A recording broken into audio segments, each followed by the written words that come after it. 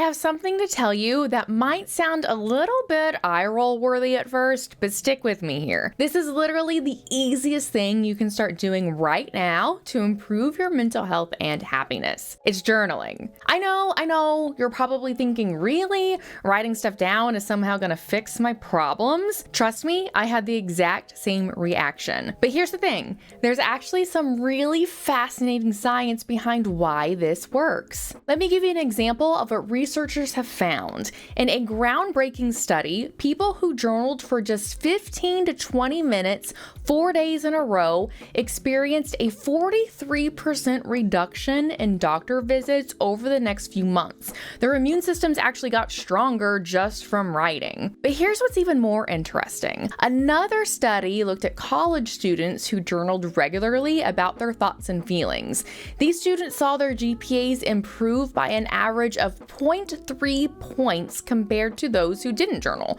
And the wild part is, they weren't even writing about school. They were just writing about whatever was on their minds. So what's actually happening here? If you like how I break down mental health concepts into stuff that actually makes sense, I'd love for you to join my email list. Click the link in the description. I'll be sharing exclusive tips and resources that make the science practical and easy to understand. So why does writing stuff down make such a big difference in people? Think about what most of us do when something's really bothering us. Our brain's natural instinct is to find any possible way to distract ourselves. That's why we endlessly scroll through social media, binge watch shows on Netflix, and play games for hours. We're trying to avoid dealing with whatever's stressing us out. Journaling does the exact opposite. When we journal, we're forcing ourselves to face these situations head on. Now, I know that sounds absolutely fucking terrible. Like, why would I want to spend more time thinking about the things that are bothering me? But here's what makes journaling so powerful. When we write about uncomfortable situations, yeah, we feel those emotions,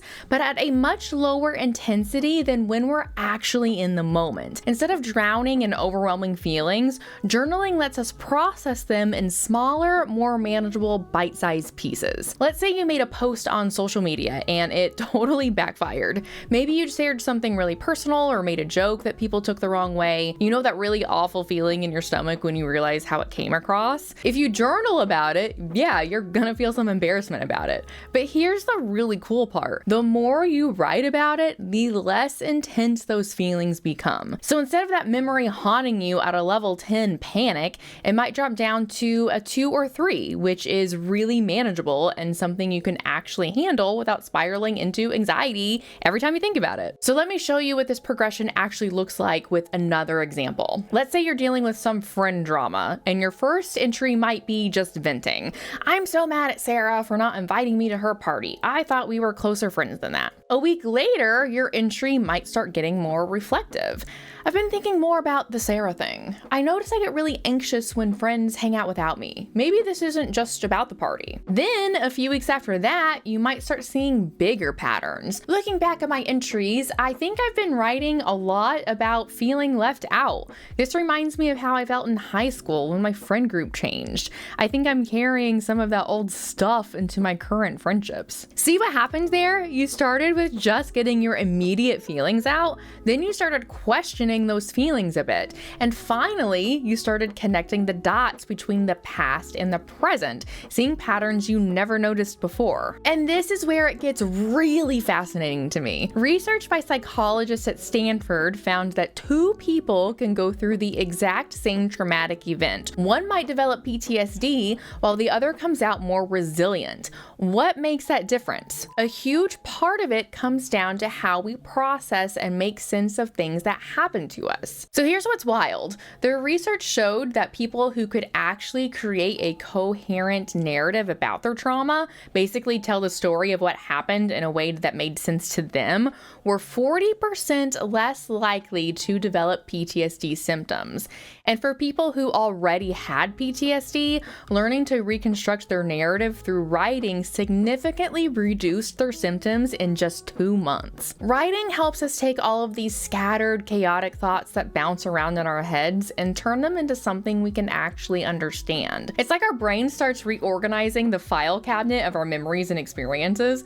We start seeing patterns we never noticed before, and we start connecting dots between different situations.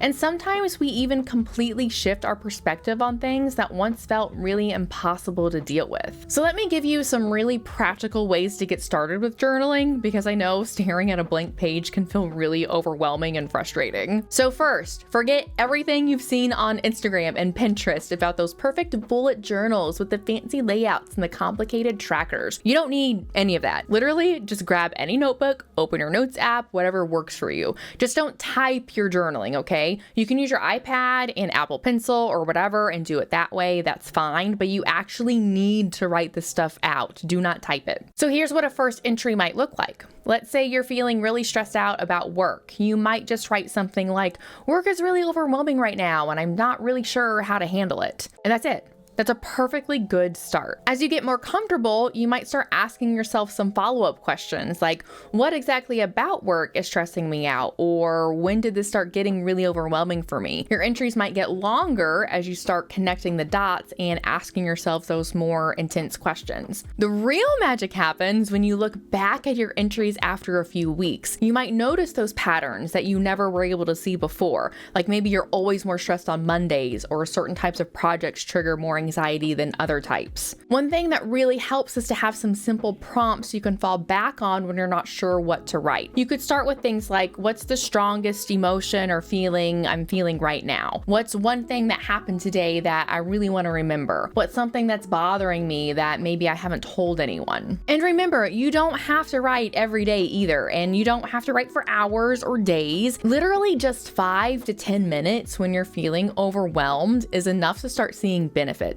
Or even 5 to 10 minutes as part of your nighttime routine. That's all it takes. If you found this helpful and want more mental health strategies that are backed by science, but explained in a way that actually makes sense, click the link in the description to join my email list. I'm working on something really special that I'll be sharing with my subscribers first, where I take research, especially about depression, and break it down into practical steps you can actually use. And hey, if you start journaling after watching this, come back and please let me know how it's going. I'd love to hear about your experience, even if it's just day 1 or you've been doing this since you were a kid.